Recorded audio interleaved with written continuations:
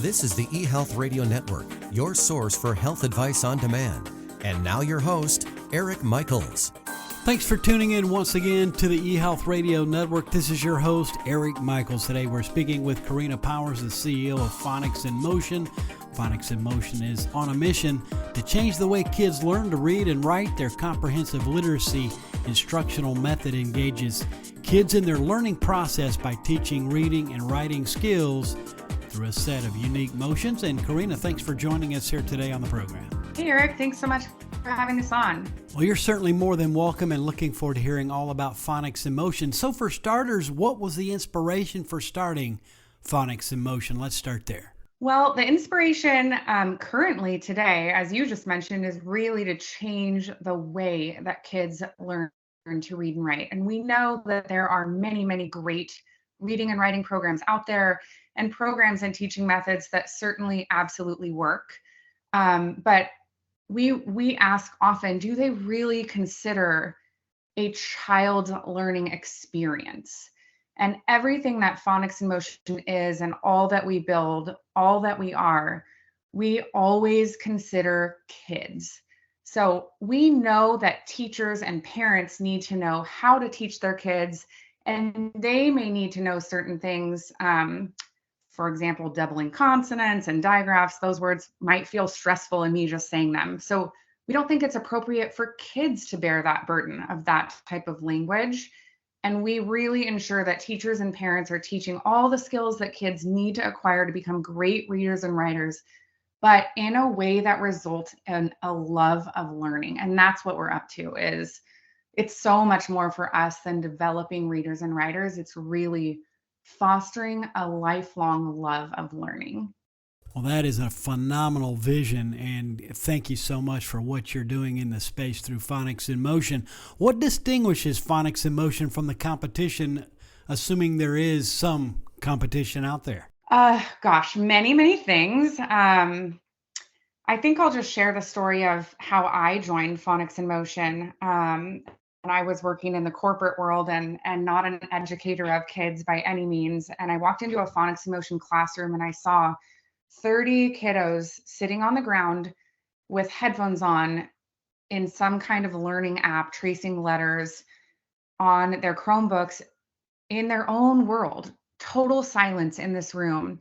And Dr. Terry Kindervater, the founder of Phonics in Motion, walked into this classroom and they saw her. And I kid you not, Eric, 30 kids tossed their Chromebooks aside, peeled off their headphones, and literally jumped up and started doing all these motions and movements. And there was such a transformation in the classroom and in the learning environment. It went from individuals and silence to collaboration and joy. And at the end of the lesson, they were literally begging for more. And I just haven't seen anything like that before. And it certainly wasn't the way that I learned to read and write in public school in California.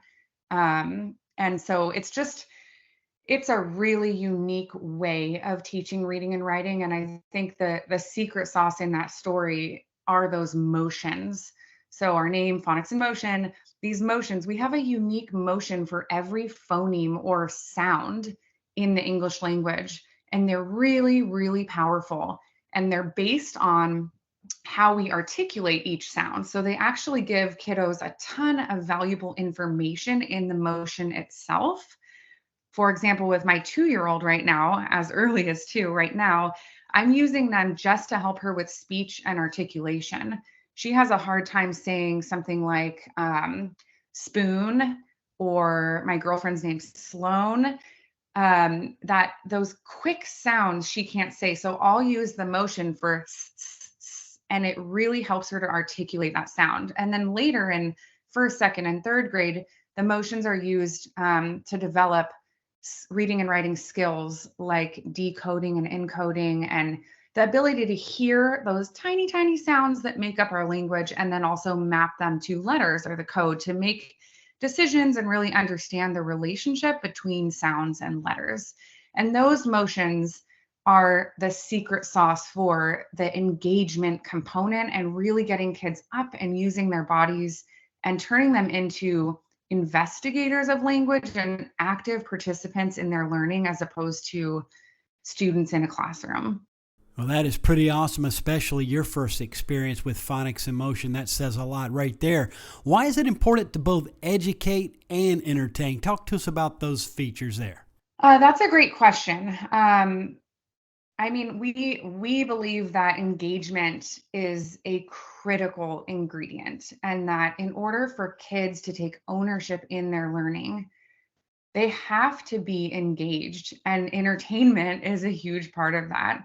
So, other programs will mention things like they'll teach silent E, and that language rule. So why does bike say bike instead of bic?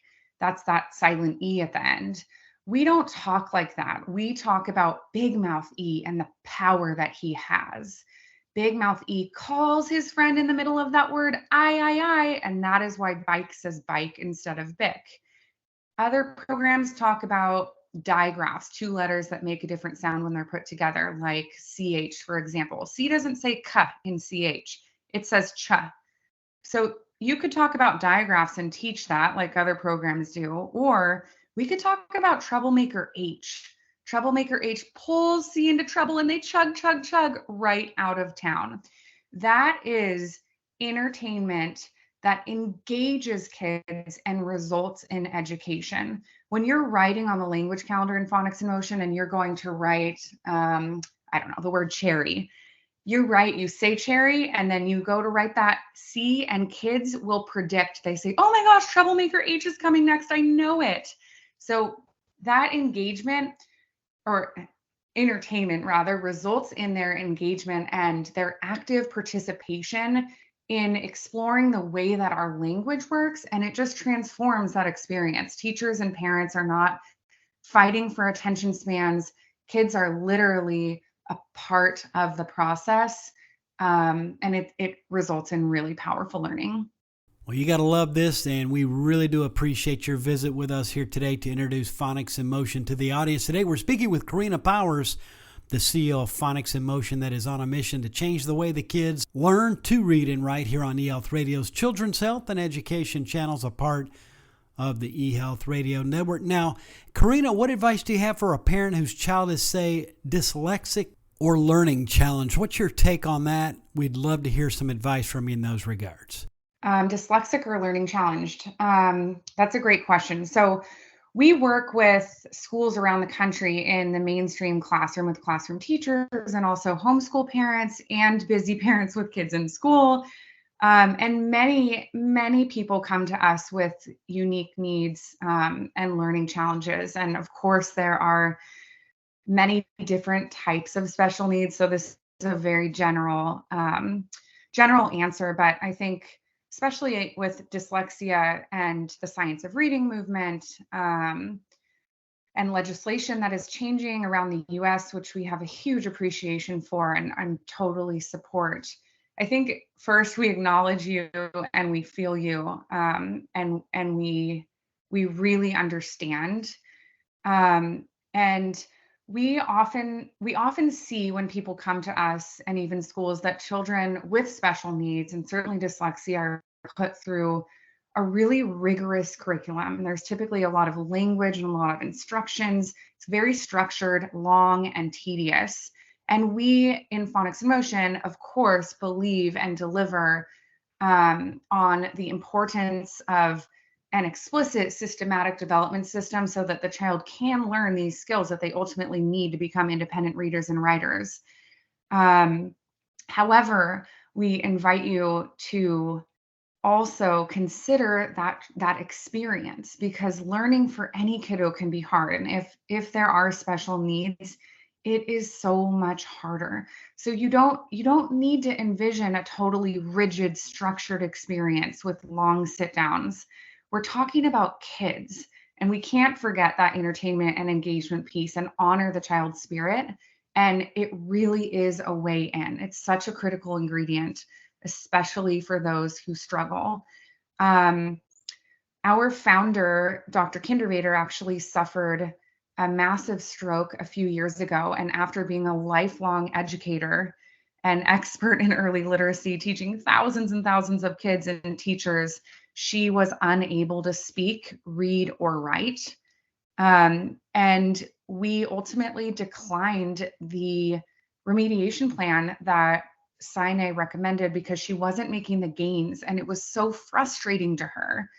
And that is a very similar experience, what she was put through.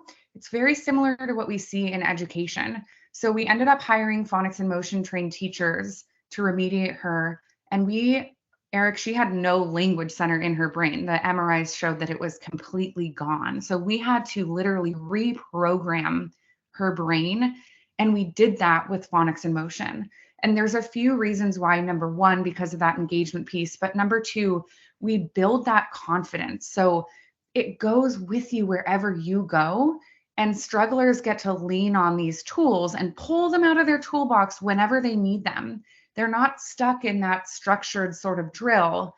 And that's beneficial too. But when they're out of it, you want to see that that's working for them and that they have tools to access wherever they are. So if you're at the zoo with your kiddo and they're reading a sign, you want to see that what you're doing for them in their more structured instruction is supporting them in their natural life as well. And with phonics and motion, they pull out those motions to read that zoo sign, and they get to use their handwriting stories.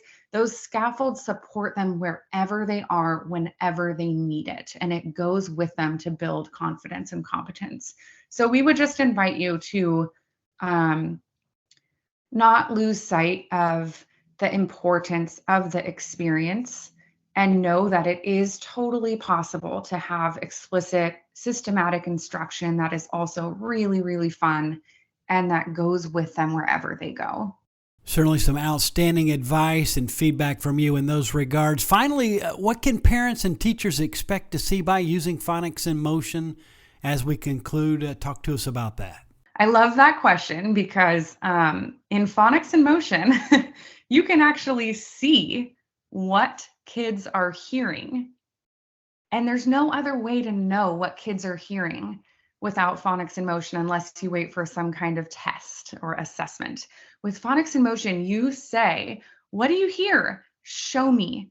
And they literally show you the motions for what they hear. And that is so, so powerful when you're working with them to then teach spelling and all of the other components of language instruction. So you can see what they hear, and it gives you that real-time information and that power. But you also see, of course, growth, huge behavioral shifts in kids as they transform from that more stagnant kind of isolated and disconnected instruction to something that's really, really integrated, really efficient and quick and fun and based in movement. And honestly, Eric, you can see their eyes light up. You can see that language has come to life for them and that they are active participants. And really, they've become investigators of language. Carina, certainly a fantastic report, and we want to thank you so much for joining us here today. Exciting what you're doing through Phonics in Motion. And again, really appreciate you taking a moment to introduce it to our audience. Tell us where listeners can get further information on Phonics in Motion and how could they best be in touch as well. Yeah, thank you. Phonicsinmotion.com. So that's PHONICSINMOTION.com, phonicsinmotion.com. We support teachers across the U.S. and beyond in other countries. Also, we love our homeschool families. And like I said earlier, our parents who are busy with kiddos in school, everything that we build is based on adult-child connection. We are not an app. We really inform teachers and parents on how to teach and engage kids with a personal connection, and all of those stories and motions. And we have various products and packages available to support a lot of different needs. So we'd love to support you and your kids. And thank you so much for listening. And Eric, thank you. And you're certainly more than welcome. Our pleasure. Again, listeners, for more details, visit phonicsinmotion.com. Carina, all the best. And thanks for joining us here today on eHealth Radio. Certainly was our pleasure. Thanks, Eric. Appreciate it. And you're certainly more than welcome. Again, we've been speaking with Carina Powers, the CEO of Phonics in Motion, that is on a mission to change the way kids learn to read and write. And again, for all the details, visit phonicsinmotion.com. And again, this has been your host, Eric Michaels, and we do thank you for your continued support of the eHealth Radio Network. Join us again soon for another episode that will help further expand your knowledge on those things that are important to your health and wellness. For more eHealth Radio reports, we invite you to visit our main radio channel site at eHealthRadioNetwork.com. And as always, we do thank you for tuning in. Thanks for tuning in to the eHealth Radio Network. For more information or to subscribe to this podcast, visit eHealthRadioNetwork.com.